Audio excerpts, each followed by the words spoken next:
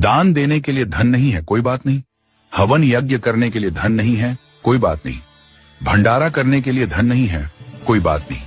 किसी भूखे को खाना खिलाने के लिए धन नहीं है, कोई बात नहीं। लेकिन जो मैं आपको बता रहा हूं, यदि आपने यह कर लिया तो ईश्वर आपसे प्रसन्न हो जाएंगे। एक बार की बात है, एक गरीब महिला बस में चढ़ी।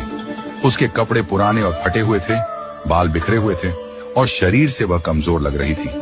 जैसे ही उसे बस में सीट मिली, वह चुपचाप जाकर बैठ गई। कुछ ही देर में अगले स्टॉप पर एक वृद्ध महिला बस में चढ़ी।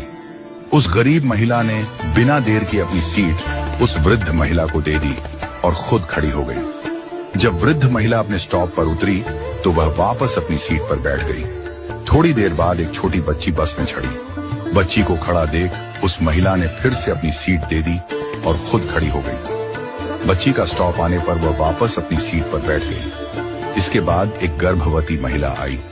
इस बार भी गरीब महिला ने बिना सोचे समझे अपनी सीट दे दी और खड़ी रही। गर्भवती महिला के उतरने पर वह फिर से अपनी सीट पर बैठ गई। थोड़ी देर बाद एक सामान्य महिला बस में चढ़ी।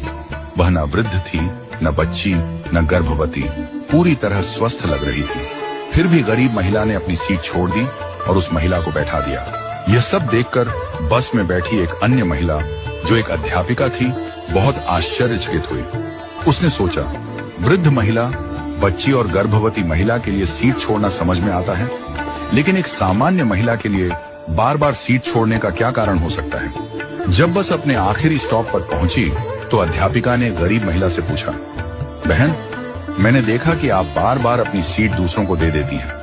आपका भी उतना ही हक है सीट पर बैठने का, फिर आप क्यों खड़ी हो जाती हैं? गरीब महिला मुस्कुराई और बोली, मैडम, मैं दूसरों के घरों में बर्तन साफ करती हूँ, खाना बनाती हूँ, झाड़ू पोछा करती हूँ। मेरे पास अधिक धन नहीं है कि मैं किसी को दान दे सकूं, भंडारा कर सकूं, हवन यज्ञ कर सकूं या किसी भूखे को भोजन करवा सकूं। लेकिन मेरे पास मेरे कर्म हैं और मैं अपने कर्मों से दान करने की कोशिश करती हूँ। उसने आगे कहा, मेरे अच्छे कर्म ही मेरे ईश्वर के खाते में बैंक बैलेंस बढ़ा रहे हैं। इन्हीं कर्मों के कारण मेरा परिवार सुखी है। मेरे बच्चे पढ़ाई करते हैं, मेरा पति मेहनती और समझदार है। हमारे पास बहुत अधिक नहीं है, पर जो है उसमें हम खुश हैं।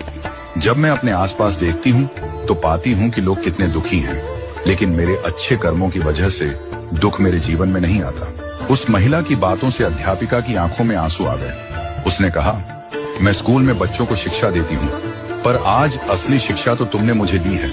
आज से तुम मेरी शिक्षिका हो। तुम्हारा बहुत बहुत धन्यवाद। इस कहानी से हमें यह सीख मिलती है कि सेवा के लिए धन की आवश्यकता नहीं हो।